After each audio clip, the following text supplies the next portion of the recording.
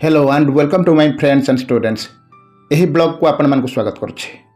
आज ता 20/8/2026 तारीख गुरुवार आम समस्त एक शुभ दिन थिला।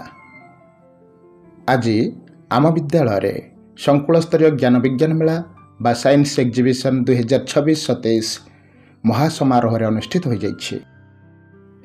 प्रथमे सकाळ 8टा समय आमर प्रिय विधायक श्रीजुक्त देवीरंजन त्रिपाठी आम गहन आसी उपस्थित होते।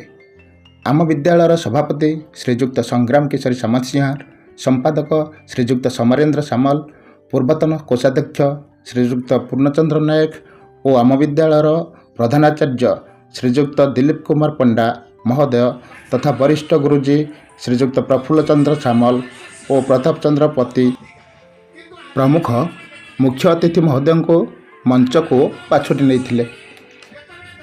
मुख्य अतिथि महोदय दीप प्रज्वलन करी एही मेला को उद्घाटन करथिले।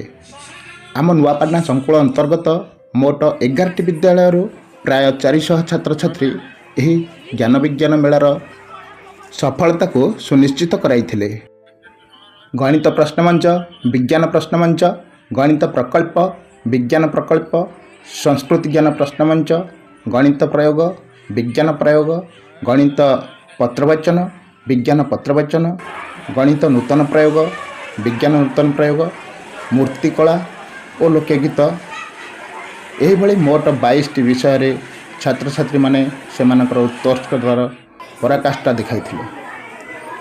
विज्ञान प्रकल्प गुड़िकर मूल्यांकन 2 जन अभिज्ञ सरकारी शिक्षक श्रीजुक्त सुशांत कुमार साहू और श्रीजुक्त सुशांत कुमार पंडा महोदय सहयोग अत्यंत निरपेक्ष भाव में कर मध्याह्न 2टा समय छात्र छात्री मैंने मध्याह्न भोजन करते।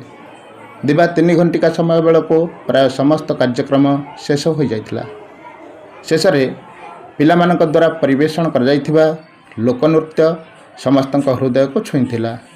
सर्वशेष माँ दुर्गा बालिका उच्च विद्यालय प्रधान शिक्षयित्री श्रीमती अनिता रथ और उत्तर कोलाटा विद्यापीठर प्रधान शिक्षयित्री महोदया करकमल यही महामेलार उद्यापित होता। संकुल प्रमुख श्रीजुक्त रश्मिरंजन नायक महोदय यही कार्यक्रम समापन घोषणा करथिले।